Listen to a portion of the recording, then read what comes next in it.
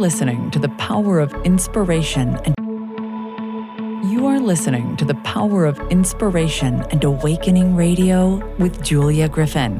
To master a higher frequency for new state of mind.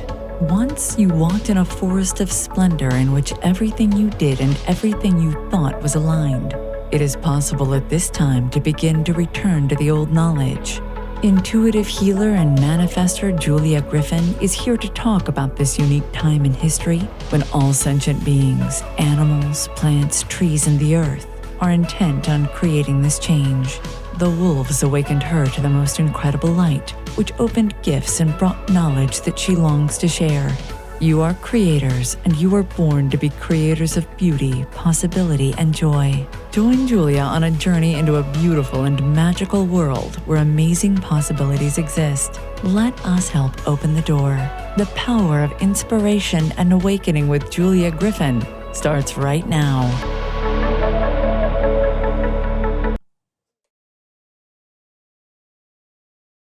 Inspiration and awakening on Transformation Talk Radio. Stay with us for the next hour and let us help you to experience a higher vibration and a new state of mind. I'm excited to have our special guest, Cheryl Prince, here with us today.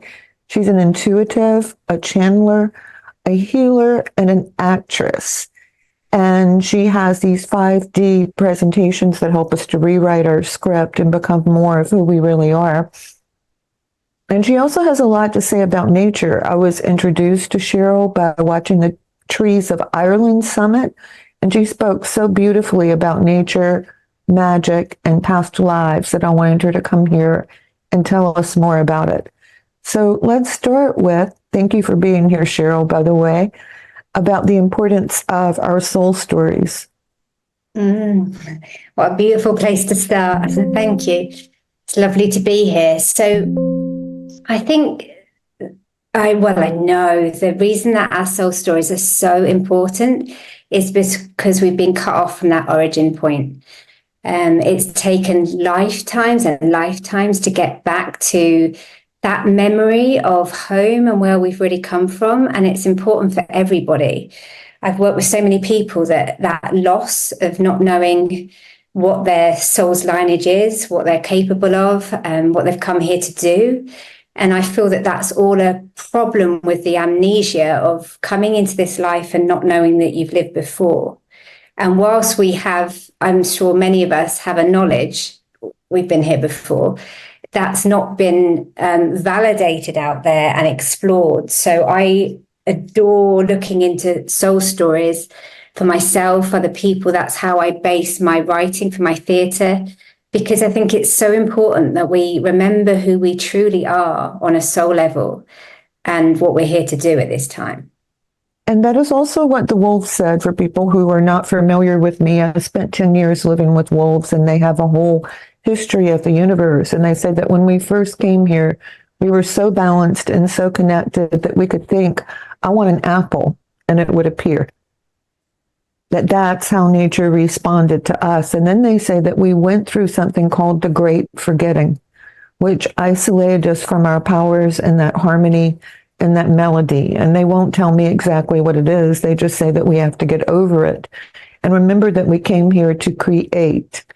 And I think if we're looking at the world just even vaguely, there's greed, there's poverty, there's being a victim, feeling persecuted, feeling angry. And really, those for us to get to the point of who we really are, everyone is in the process of clearing that. But it does help when you remember past lives, because you suddenly go, oh, that's why I feel that way. Yeah. Oh, wow. What beautiful wisdom that you brought through. Thank you for that. And I think what's rife in the collective right now is that feeling of persecution and that pain I kind of call it on the soul's journey, the spiritual crisis. Like lots of us have had the dark night of the soul, the awakening, whatever that catalyst was. And then there's this period of spiritual crisis where you're like, can't quite articulate why you're so off or why you're so triggered or what's really going on. And that is kind of the next hurdle to get over to and remember that beyond that crisis point is who you truly are. And that that ability to just go, I need something, and it absolutely appears.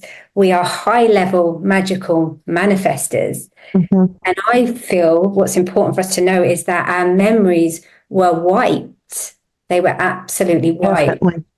And that's part of the agenda to happen again, a great reset of us, which we're not going to consent to. And that the problem is, because we're so powerful, all of humanity is, that we can, manifest that different vision for them. And we don't want to do that. And so, whilst it's difficult having triggers of different timelines like Atlantis and floods and fear and the witch persecution time and time again, and then a lot of people carry the guilt for feeling that they brought that in, and in some ways they did, but on another level they didn't. It was part of the program.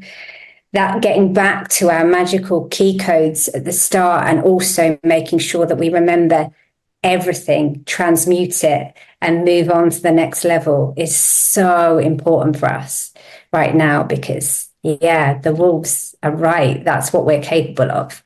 Mm-hmm. And I think that one thing I noticed, because I've worked with so many women at this point, as they start to awaken and remember that they're powerful, so many of them have dreams, nightmares, memories of being killed during the apartheid of the Middle Ages. And I've come to the point that I think that that's like a program that, if you remember enough bad things, you're not going to step into your power. Wow. I'm getting absolute body chills. Yeah, I agree. I think there's two things that come up with that memory, and both sides I feel are correct. One that comes up for me is, I remember a historian telling me once there weren't that many people persecuted, and I was like, there absolutely was. This has happened down the ages. Your history books are making up myths, and that. Two, the important thing in that memory is not the persecution, it's who you were persecuted for being, because that is the memory that's trying to take away with the trauma, that you were a healer, a psychic, a mystic, an oracle storyteller, a magician of the light, all of these things. So I think that side's the powerful side of remembering it. And I think you're right, there's a program of a trauma trap, and it's to keep you small. I feel that I remember speaking to a wonderful woman, Laura Eisenhower, in a session once, and she was actually saying about the death programs that they program in. And it feels very much like those programs, that you are so trauma triggered that you don't move on and you don't do what you're really here to do. And I feel that that's what you're speaking into. So it is, because they're just these blocks that once you get through them, you think, why was that so hard? It doesn't make sense. But it's like you hit walls at certain levels of progress. Yeah, absolutely. And I think that's why I encourage people to, as I have a theatre background and a writer's background, and follow the hero's journey. Why I've converted it to the soul's journey is that it is heroic, remembering your whole soul and not getting stuck on any of those points, because it's a journey back to your magical origin. That's where you're meant to end up. And so you have to kind of encourage yourself to maybe push through is the wrong word, but heal through all those, to come back to the still point center start that was like, remember who you are, remember who you are. And it is getting past those sticky points, which, I'm not going to say is easy. I really understand it. It's like you go deeper and deeper and go, God, have I not done with this one? But to know that your origin point is such a beautiful space, so that you've got to keep going. And that's why I kind of map it out as a bit of a wheel of the soul's journey, so that people can go, okay, you can get through this and come round to the other side. Because it's right. And sometimes it does take all of your strength, but you learn to reframe things. You learn to reframe your thoughts and your emotions and your reactions over a period of time. Yeah. And I think it's when you start to speak out about it as well and be honest about that, you can start to meet other people that are speaking out. And then it's like your whole tribe comes in, and it's like, we are supporting you. And until you do that brave thing, and for me, I guess as a performer, an actress and artist that had to, my first play was about my witch persecution. And to say that on stage, that I'd written this story about persecution and it was mine, it felt like, and I was performing it, felt like I'd taken all my layers of clothes off and gone, okay, I'm going straight into the industry with my soul's truth about persecution. Ouch. And it, you know, it still unfurls. There's a lot of psychic stuff in my play that happened to me after I'd written it. That was like, oh my God, this is intense. Like, let up. Let me just write a story and and do my acting craft. And it wasn't like that.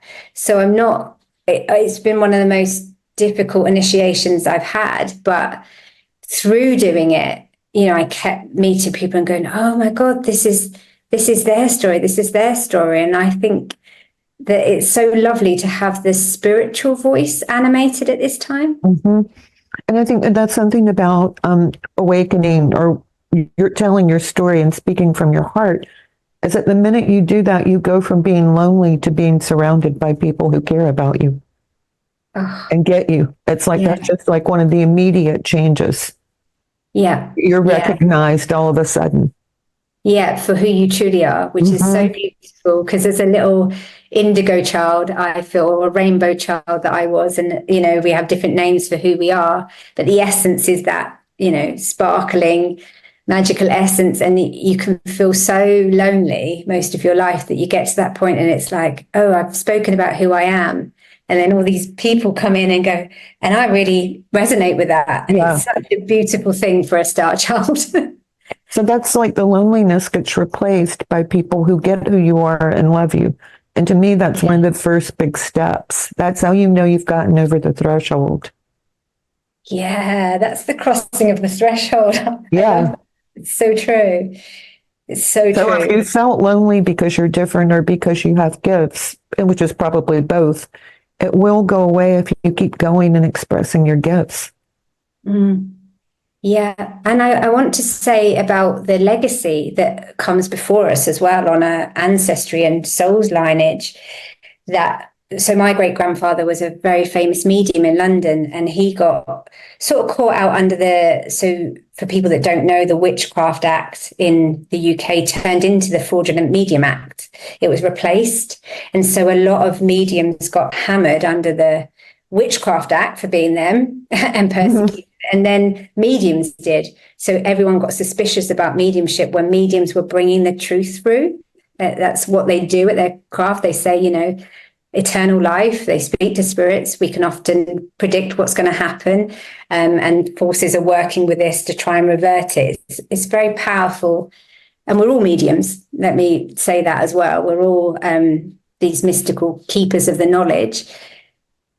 And yeah, so there's like some sort of, what I encourage people when it feels difficult, there's divine justice happening at this time, so that everyone that's fallen under in your soul's lineage, in your ancestry, or yourself in a different timeline, that's been persecuted or hammered by these laws or institutions or things that have kept you small, the divine justice is now is the time to go, I'm absolutely me, and you're not going to take me down in this lifetime for it. This lifetime, it's safe to be that. We're in the turning of the ages between the Piscean and Aquarian age, and we're also in the 26,000 year cycle of the precession of ages. So the door is open right now. There's enough light to sustain us, I think. Yeah. And I feel like that light is rippling on the planet, because it's just like, it's not one person. I kind of feel into that as coming from the theatre industry that, you know, is focused on stars and names, and I really feel it's time to change that paradigm to people, the uprising of everybody, and at the same time also honouring your own soul story and putting that centre stage. It's like holding and your ancestral story too. Yeah, really important. I know that I do. I want to change the theatre paradigm because of my great grandfather, and he put on amazing seances in London, and he's named a fraudulent medium, and in his name, I'm going to change how we look at the seance as theatre and spectacle, and then it's beyond entertainment, it's soul activation. Well, when you're open to it, it's like the dead are just in another room. They're always with you. Yeah. Yeah. They're always talking. They're always sending you love and light. It's just most people can't pick up on that. Yeah. And I would say they're not hardly ever in the other room. They're always in mine chatting away to me. I'm like, come on, people. I know. I have one grandmother that I love to cook with. And if I ever can't remember a recipe, she's like, you know what to do. You just do this and that. And that's about the only time she comes in. But if I'm cooking, she helps, which is so funny. Wow. Yeah, that's beautiful. Yeah, it's funny how whatever someone was really good at in life, it's how they come through to support. My dad had his own business, and he passed away a year ago in this month. And I was like, I'm going to talk to my dad about my business, because he had courage where a lot of people would have gone, are you going to take that risk? And he was like, yeah. And that's, so whenever I'm like, can I do this? He's like, absolutely, kiddo. Yeah, so we get a lot of support. People just forget about the fact that there is this support and there is this light. And it's like, I was thinking about it, you take a risk when you awaken because you feel all those forces that are fighting you. And as you fight through them, you get a tremendous amount of strength. But that is true. Yeah. And remembering to call on them. Like, I mean, when you've done the spiritual warfare or you're still in it, I believe that we're still in spiritual war. So a lot of my, work and life is about, acknowledging that and working through that. And, that there's still repression that exists when you're working in this way. But that often as a sort of a female warrior priestess type archetype, you can be like, right, I'm going to do this, and then go, actually get help too, because everybody's there, but free will, you've got to keep asking. And I'm constantly reminding myself of that. Oh yes, ask for support. Something I was thinking about that's so interesting is, people tend to reincarnate with the same families or same characters from their past. And if we're powerful enough to do that, we should be powerful enough to do the rest of it. Yeah. Yeah. Now, I think that's interesting about the what I call the karmic trap, because I feel because we've forgotten those links, that we come in with that soul family programmed to wound that soul family and them to wound us. And it's how we carry the persecuted and the persecutor line. And actually, some of my sort of psychopomp soul work that I do is about really breaking those forms so that we don't come in and do that distorted dance with people. Because I feel that that's one of the reasons that I put a big I do not consent out. I do not consent to having my memories wiped when I go beyond the veil. It's like, I want to remember this. I don't understand why people think, oh, you're just here to learn lessons. In a game where you forget, that's a trap. I don't buy into that. I think you're here to ascend and bring a higher consciousness down on earth. Right, and evolve. And evolve. Exactly. It's not to get to the end of your life and not know. And I think that's what the trap is. I don't think that we are. I think free will has kind of been abused on the planet. And that's the big reclamation now, that it's time to get complete consent of free will. Because if you don't know that you've had your free will broken, how can you play by the same rules? So it's fair enough if people go, I don't buy into that, I don't want to listen. Absolutely. But as long as you've heard it and decided for yourself, that's free will. Right. But free will when you're not even aware of it, that's manipulation to me. I agree. And I think most people are manipulated if we're just looking at humanity at large. Yeah. Yeah. I mean, I have been, it took me, I only really woke up to everything from 35 onwards. And that's why I was like, that wasn't free will. And that was, I really didn't know what I didn't know. And it took my nan broke through the veil and literally turned up in one of my acting classes to speak to me. And I was like, oh my God. And she'd passed away. So she came in as a spirit. And I was like, everything I've been told was a lie. Mhm. It was like, oh, okay. But I had to be slapped around the face with it a little bit. And I feel very grateful that I had that opportunity and it spiraled into a big awakening. But not everybody gets that bigger message. No, or your intuition starts to change things and people will say one thing and you'll go, no, that's not true. That's not it. And it's like this Yeah. other energy completely is coming in. Yeah. Yeah. It's what I call soul reading, when you start to get information and you read it and go, no, that's not right. It doesn't fit. So tell us about ley lines. I've found what you were saying about clearing ley lines to be fascinating. Yeah, so that's a lot of the work I've been doing over the past 2 or 3 years. And that's another one that I kind of sort of stumbled into a much more deeper when I was sort of studying more about the witch's lineage, and that, that it was a witch's craft, a wisdom keeper craft, to do dowsing on the earth. And when I thought about that, they call it witching. And I was like, oh, okay. So this was just an ancient form of understanding the earth, which has been taken by certain grid workers that have built the whole of the economies Right. up, these things on the earth, and put power over and taken things that were naturally somebody else's, working in reverence. And I think because I was trained in angelic Reiki, that's how I started. For a long time, I thought about the energy in the body more than I thought about the earth.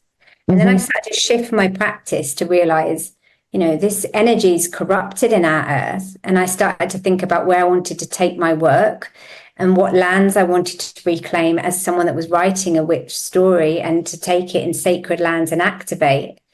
And that kind of led me on to time traveling into lands when I couldn't go and visit them when we were in lockdown. And I spent a lot of time working in the lands of Egypt, because I was like, it's actually... We were all there.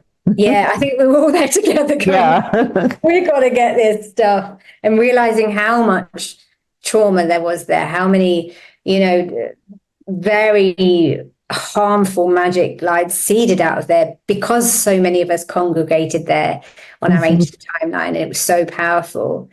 And then it kind of went on to, it was more of a call from going to places in Ireland recently where I visited, because a little boy who'd been abducted came through in a session with Ema, who I work with in a very wonderful witchy medium way.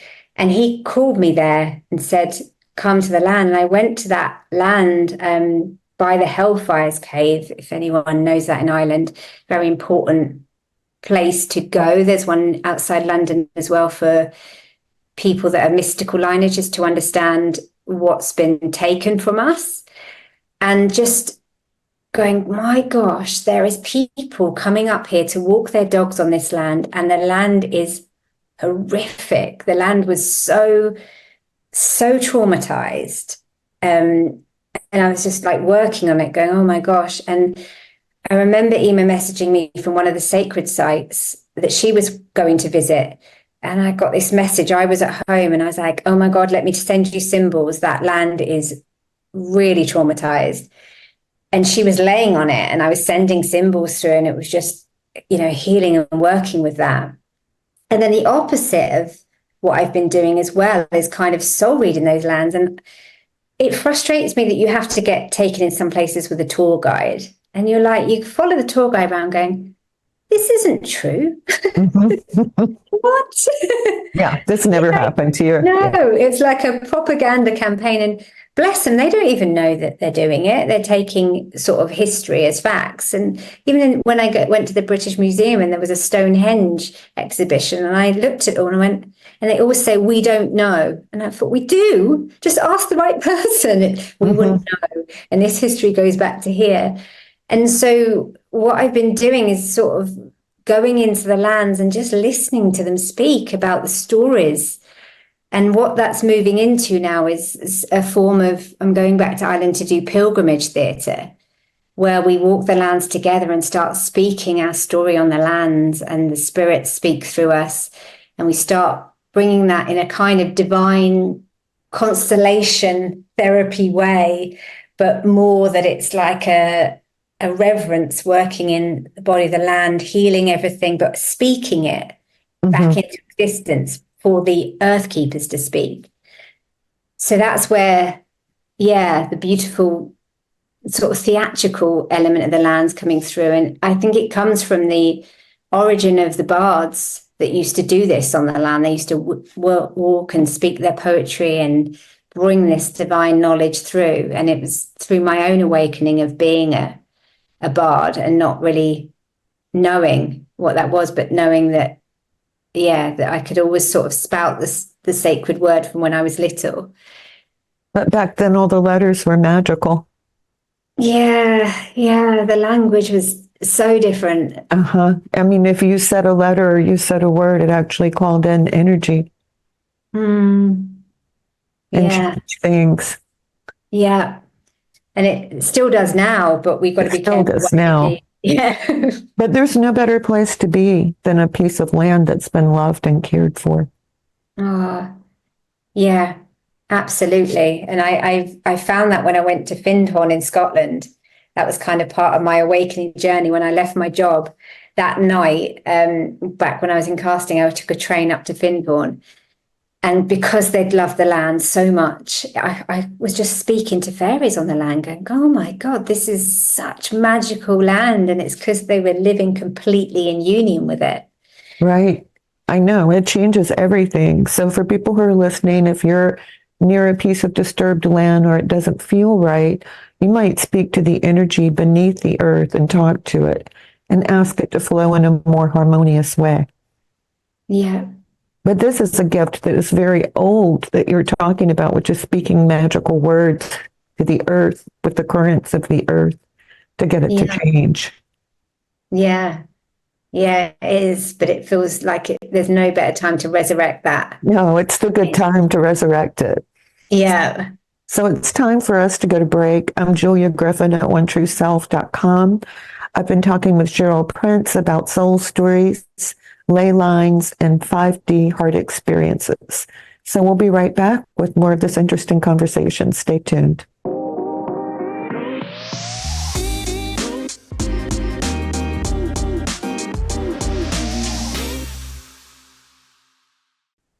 I'm Julia Griffin, and thank you so much for being here for the Power of Inspiration and Awakening show.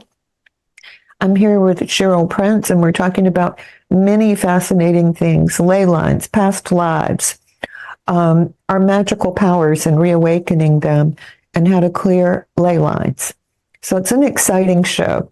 So Cheryl, why don't you tell us what happens with your 5D soul stories, because people may be interested in that, and give us your website as well. Yes, thank you. So I'm running another Channel Your Soul Story course on the 6th of March. And that is for both spiritual writers, spiritual performers, and people that are in search of their soul story, which I think we all are in some way. And what I've realized is that if you're going to be a healer or a performer, a spiritual performer or a writer, you really need to remember what you're here to do so that you can stick to your purpose and your message and your voice. And so that is a sacred 8-week container that I ran for the first time last year, and now it's coming back again. And it was just so beautiful how that community came together and supported each other, because rather than doing things in the old way, it's about healing and channeling and bringing through in a very safe practice way, because you will come up against, in writing we call it the antagonist, but in the healing world it can be like your demons or your shadow force. Your blocks and yeah, and that can be on so many levels. It can be both your internal one or external in society. It depends what level you're working at, and both. So it's a hand holding through that process so you can get your story out or get your healing business aligned, or quite simply find your soul story, which is so important. And you can find out that on 5D Theatre. It's just www.5dtheatre.co.uk. And I also work with people to one-to-one with soul story sessions. And and they're all kind of aligned from my own work as I'm writing a trilogy of spiritual plays to bring my soul story forward. And so, this is kind of 5D theatre has been an emergence of all of my passions, and that message I got from Spirit that storytelling will change the world. Which it does. Yeah, because of that divine creatrix energy that we have to create and remember and activate our soul's knowing. And we've all got different and same soul. They keep crossing and weaving, but we're all very unique. So that's why I feel it's really important for everyone to bring their souls back home. Yeah, because we all have different talents and things like that. And people forget that all the different talents and all the different perspectives are needed to come into a whole. Without revealing anyone's identity, can you give us an example of how people have changed during your classes? Yeah, I think a couple of things that I love to hear is that I think I'll go on the group about what really shifted from when we started to the end is that people don't often know how psychic, how spiritual they are. And so we start the course and people go, oh yeah, I'm, doing this, I'm doing that. And then by the end, rather than going, let's say some writers who'd already written books, who already, are there in their forum, have learned some of the techniques. And by the end, they're going, oh yeah, now I'm channeling my auntie, or, and I realize there's writers in my family that can support me and I'm doing this. And realizing that there's different sort of light language practices that they can enjoy, move their body. And even to the point, because I end up doing the last few sessions as just soul guidance instead of, I let all the structure go and all the teaching and then just guide one-to-one what everyone's soul needs. And what some of us found, I was like, but you're not even a writer, you're a speaker. Your voice needs to go out in the world. So why don't you do something performative, something different? And it's like giving people the license to be everything that they are. And I think we lose that. We go, oh, here's a model that exists out there. So I have to be a writer that gets published here. I have to do this. And what the shape of it is no, just do everything that you're amazing at. Let's animate all those skill sets and then shift into it. And it's much more magical than people expect. And somehow we've lost our light frequency. I call it my blue fairy. Because when I was little, I performed on stage as the blue fairy. And I actually thought, there's magic in my hands. Can everybody see it? And I lost my way to her. And it took me ages to get back to putting magic, real magic on stage and asking, can everybody see it? And sharing that. And that's kind of the process that everyone went through. Oh my God, I can be spiritual and creative and lead my business or my writing or my healing practice or even perform that way. And often I think a lot of us have kept those separate. I know I did for a long time. I'm a healer over here, and I was an artist and theatre maker over here, and they were separate. And when I started to bring that in, which meant bringing shamanic drums to my actors and drumming them into their past lives and doing all sorts of things mystical in my development process, I think it was just the joy of everyone going, oh my God, this has been such an awakening to come back to. Yeah, I think there's definitely a divisive factor in all the aspects of our personalities. Like, okay, no one's here, I can be artistic, or I'm here, I'll be good at this or good at that. But it keeps us from integrating all the different parts of ourselves.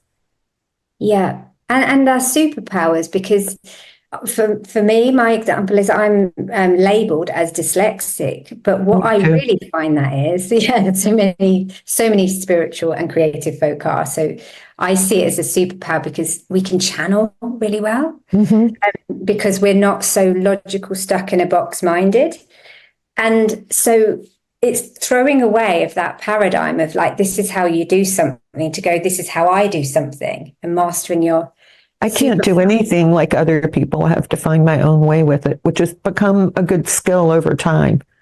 Yeah. But at first when you try, it can, I remember feeling the wound of being stupid or, trying to, because I just couldn't fit in. And then when you give yourself license to go, oh no, you can I mean, you can change paradigms, you can create alchemy, Mm-hmm. you can channel all these forces. That's a better way to work in your I art. know. I know. You can go almost anywhere in your mind. Yeah. Yeah. Yeah. And the Yeah. fairies, when I was a child, I always, I'm going to, not going to say imagined, I'm going to say I had like a cloud of fairies that would stay with me. Oh, yeah. Yeah. And I mean, you can't make that up when you're tiny. No, no. And you're so tapped in and it's so real. I mean, for me, I always felt energies. I guess I was always speaking Mm-hmm. into loved ones. I could predict things. Just my world was a bit different. And I actually shut the door to it because I found it overwhelming. And Well, I yeah, guess that that's, frightened my parents. yeah, yeah, because it's, they don't, They don't understand. like, what? I would say so and so will happen on Wednesday, and then when I would see them look at me like, "Oh no, Yeah. what will we do with her?" Yeah. And I think that's the thing that we're reversing now to go, oh, Mhm. no, absolutely. Yeah, like encouraging that and going, oh yeah, you're not making it up. This is your skill. I mean, I think of the last witch tried under who was a medium under the Witchcraft Act, Helen Duncan. And she was taken to the doctors time and time again because they thought something was wrong with her because she could hear things, she could see things, she was speaking to things. And they just kept trying to change her. And then she said to the doctor, be careful on your way home. And he got into a car accident. And then they blamed her and she had to leave home because they said that she'd cursed him. So, my gosh. And then this kind of gift sort of brought her down because it ended up making her tried for it. And she was imprisoned, wasn't she? She was imprisoned. And what some people don't know is that when she got out, they raided her seance because they didn't want her running seances. And because they raided her seance, the ectoplasm that she was emitting out of her mouth, the spirit matter, gave her, I think, 3rd or 4th degree burns. And she died 8 weeks later. So they actually killed her. Yeah. So it's pretty. And that's not that long ago either.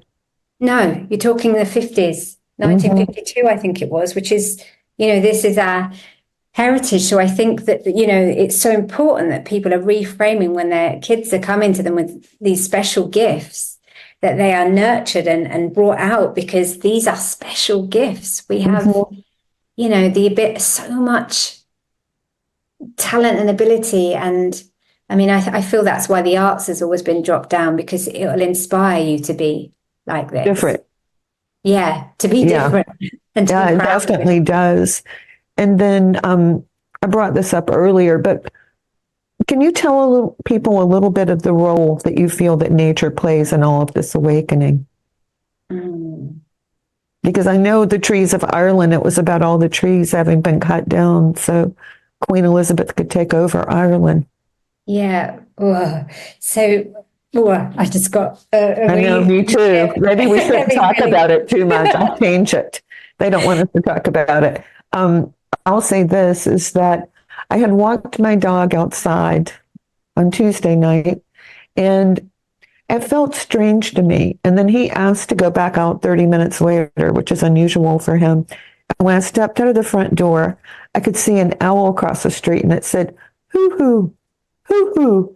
And it's like immediately I could see that there were coyotes in the yard and I could even count them and see where one was in the woods. It's like it turned on my psychic vision.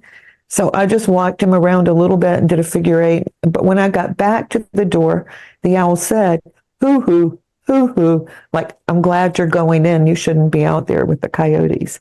And I thought, wow, is that fascinating? Wow. Yeah, I think that's the thing that it's about a deeper communion, isn't it? Because the earth has been damaged as humanity has. And We're intertwined. yeah. So it's like when we heal us, we're healing the earth. We're like in this beautiful co-collaboration. And that also, I mean, why have we been cut off from speaking and communing with the trees and the animals? Mm-hmm. Because they are working, in the same rhythm as us. There's not this horrible hierarchy that's been imprinted. And I think of London, particularly because that's where I live, and it's been so colonized, and all the nature's been taken out and stripped, but it is underneath one of the most powerful portals, which is why it's like things moved in here and sort of took over. And I feel that reclamation is very important at this time to because I speak to the trees here and they're knackered, they're tired, they're like Yeah. sick of the smog and so much gets cut down, and people don't realize, they sometimes think that this is kind of these hippie protests to save the trees, but it's like, this is our life force. This is our absolute life force. It's And what feeds us. yeah, even But I do think a lot of the really powerful cities lie on intersections of ley lines. And so if we go back to clearing ley lines, all that energy from places that are out of harmony, it accumulates there. Yeah. On the ley line, like a magnet. Yeah. And we know that there are people that are able, and, lots of the Theosophical Society and the Magical Society, Golden Dawn, practiced here, still do. It's all around London and happening there. And, they are able to work with the ley lines and the magic. And, some people are able to send, more fallen energy in. So I think it's so important that we, do our communion. I know so many people that are working on different lines and energies.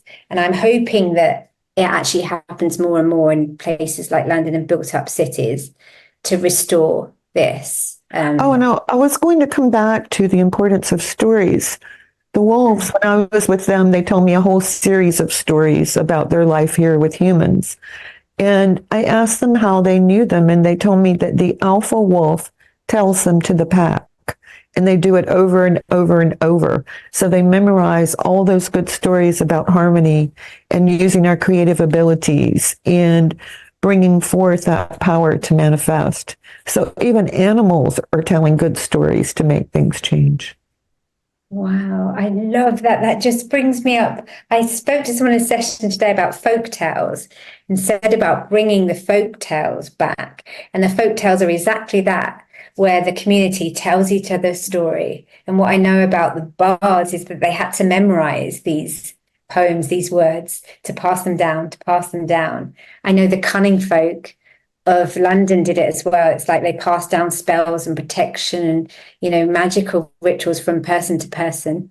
I have a little poem about it, these women whispering throughout the ages, and that's that onus of passing it on. And it's to keep the story, the magical story, alive. And I also believe poetry and paintings do that. What we see and feel with them, it's passing on that same kind of energy. Wow. Because if we go back to the bards, what I think in Ireland, they were hung upside down and they had to come up with a certain type of poem before they would pull them up. Ooh. That was the initiation, like the hanged man. Right. Yeah. I didn't know that.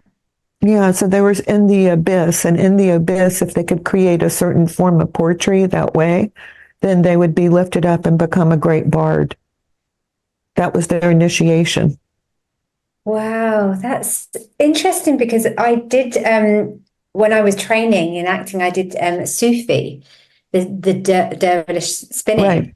And when I was spinning, every time I stopped, you'd feel quite sick, and it would be like, what's going on? I would start spouting poetry, and I was like, what? And it was like I was going through this portal. It was like initiation for me, and then you feel totally unbalanced and strange, and then I just come out with this really sort of psychedelic spiritual poetry that I was like, I don't know where this is from. I think I've just pulled up one of your past lives. I think that's why I was like, whoop. Yeah. And so that's really interesting, all those things. But of course, people need to realize that when that kind of poetry was being done, it was with different letters and different formations and syllables of poetry, not so much as what we do now. Yeah. Because I have never stepped deeply into witchcraft, which I guess people would say I do it because I can think things and see things and heal. And I can talk to trees and animals, but the spells have to rhyme. And that comes back from that old bard tradition. Yeah, and it's funny when I do channel poetry, it's like it always ends with the rhyme and the folk tales and the cunning folk rhythms. It's like there's a rhythm to it and like a cacophony that I've not been taught. That's not the way that I know they say the Shakespeare pentameter and all of that, but it's like there's a natural kind of, rhythmic sort of Hmm. spell thing that just naturally comes through me. And it's like, you don't teach me how to do it. My body, my ancient, even my working class roots, like the Cockneys, the Cockneys always rhyme things. They Oh, knew their interesting. sacred language. And so it's like if you take it back to the people and the origin of things, they know how to That's cast the. just innate ability. Yes, yeah, exactly that. I will Yeah. say, though, that I think that all these magical worlds and all these powers still exist. It's just that we've been cut off from that world. The one Mm. with the fairies and the gnomes and the magical stories. Yeah, Yeah. but not for long. No, not for We're too coming much back longer. in every forum, and that's what really excites me about creating this 5D theatre to bring magic. I call it magical realism to the modern world. That it's like the time is now. Time is now. So, what would be your vision of the 5D world? What would you see changing? So for me, because we all have different paradigms, but mine is that you walk into theatres that feel like temples, and that you walk in and kids, adults, all sorts of people are there, and you walk out having your soul activated. So that at some level, you get a consciousness of, oh, this is, that deja vu feeling or that Hmm. feeling. And it's happened before when I shared my work that people go, I didn't know. I don't know why this is resonating. Oh, that's kind of, yeah, so that's kind of made me think. And then they've gone on and done different work that actually, we are awakening through storytelling. And I think that's what we always did. But because there's been such soul loss and memory loss, it has to be done in a new way. And that brings in the healing power of it as well, because, there's a lot of trauma down the line. So we have to gently ignite, activate, and heal all at the same time. Well, here there are a lot of movies, but I don't think that they really address that feeling from what I can tell. But I do Mm, know if you see a play that's about courage or nobility, if it's done well, it stays with you for the rest of your life. that's so true. And for me, why I love getting into spaces and live spaces is because when something's done really well, they understand the energetic principle, which is your body just goes, it reacts to it viscerally. So it goes beyond the mind. And I think that's, why that we can't always just go to TV and film. Why I like the live space is that you go, oh, my body's doing something, I'm activating. And that energy exchange is just so Well, you, beautiful. you feel one another. And there's a Mm, different experience if you're with an audience and everybody goes, oh no, or everyone stands up for a standing ovation. It's like that mm, energy just carries through for everyone. So it's a yeah, group experience in a way. yeah. Yeah, and I feel like it can be a mass reverence of the soul, or it can be a harvesting. People know how to drop this energy when people gather in big spaces, Yes, definitely. to program. So it's the other Hmm. thing, the absolute Yeah. opposite, that everyone's like wide awake and activated. Yeah, it seems like there are two different things. One is I really want to be awake and activated. And the other side of that is I just want to go to sleep and have someone tell me what to do because that's safe. Yeah. And that is what I feel that entertainment is currently about. It's Hmm. like, because, you watch a series and people's brainwave state goes into the meditation state, it's hypnosis. And a lot of the time it's like, here we go, we're going to tell you a story of what life's really like. There's no magic. I mean, I watched two kids' films over Christmas and they were like, oh, someone's died, that's it, no more. They were programming in that there's no. And I even heard my nieces say, oh, so and so's died, and they're getting that death trap. And I'm like, God, Hmm. this is working subliminally on the consciousness. Yeah, because the children I know have told me that they haven't even seen a movie or a child show that was good or that I would Yeah. like in almost a year. That's a long time. Yeah. And we used to watch things about being happy and overcoming problems and finding courage within yourself. And they're not even shows like that anymore. Yeah. But I don't think it's working with that group. They know how bad the world is and they don't care. They think they can do something about it. Yeah.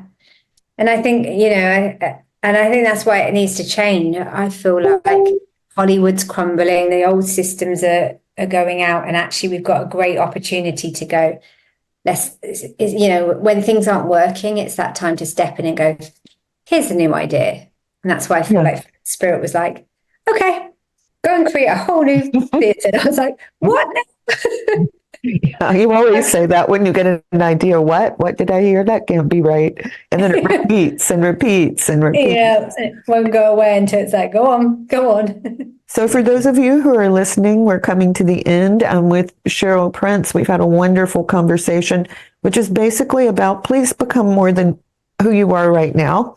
Awaken, expand, and share your beautiful ideas so the world can change. And why don't you give us your website address again? Yes, it's www.5dtheatre.co.uk. Okay, and you have a class coming up on March 6th?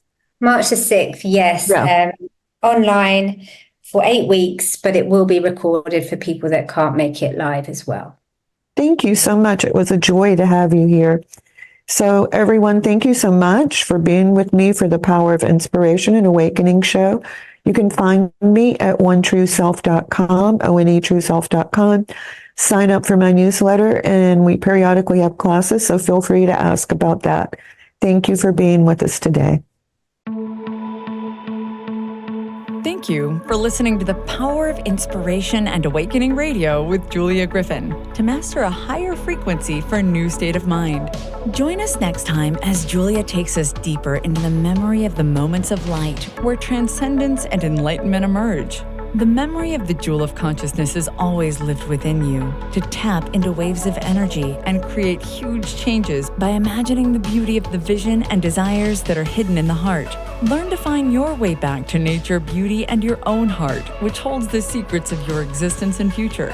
To discover more about Julia's adventures, animal communication, and the teachings she brings to every show, visit onetrueself.com. That's onetrueself.com. That's ONE, trueself.com.